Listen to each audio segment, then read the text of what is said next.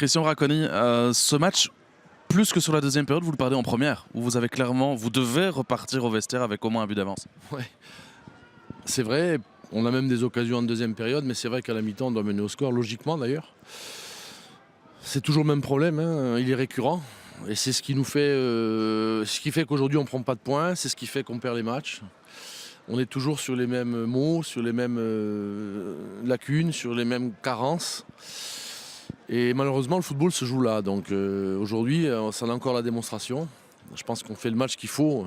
Dans notre position, venir ici, faire le match qu'on fait, je pense que c'est très positif dans le contenu, mais après, il manque toujours l'essentiel. Donc c'est frustrant à la longue.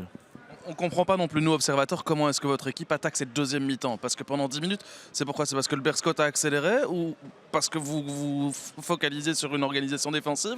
On n'a pas compris qu'il n'y avait pas les mêmes ingrédients qu'en première. Non, c'est le Berscott qui était beaucoup plus haut, qui nous a forcé à reculer. On avait dit à la mi-temps, on avait cette volonté justement de rester haut parce que c'est ce qui les perturbait dans leur première relance. Mais après, le match de football, il y a des temps faibles, il y a des temps forts. Donc on a eu un temps faible d'une dizaine de minutes, même pas, peut-être 8 minutes, qui a été fatal. Et c'est dans ce temps faible, et même dans ce temps faible, on doit dégager 2 ou 3 fois le ballon, on ne le fait pas. Et c'est un ballon qui revient systématiquement et au final, il rentre. C'est d'autant plus frustrant qu'après, on a encore des situations et des occasions de but en deuxième période. Même si c'était parfois un petit peu décousu dans le jeu ou qu'on a laissé un petit peu de largesse derrière. Mais en tous les cas, moi je dis que je suis fier de mes joueurs parce qu'ils ont fait le match qu'il fallait. Mais il manque toujours le petit ingrédient qui fait que quand vous savourez un plat, s'il manque un ingrédient dans le plat, le plat il est moins bon. Et ce soir, on a un petit peu ça sur l'estomac.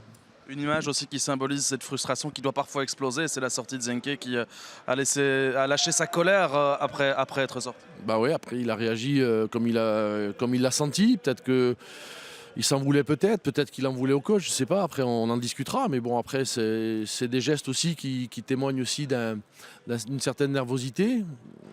Maintenant, on va en parler tous les deux et puis on verra ce qu'il y a exactement. Mais il y avait beaucoup d'abattement à la fin du match dans le vestiaire. Mais j'ai dit à mes joueurs que j'étais fier d'eux et qu'aujourd'hui j'étais fier d'être leur entraîneur parce qu'ils montrent quand même beaucoup de valeurs. Des valeurs de combativité, d'engagement, d'investissement.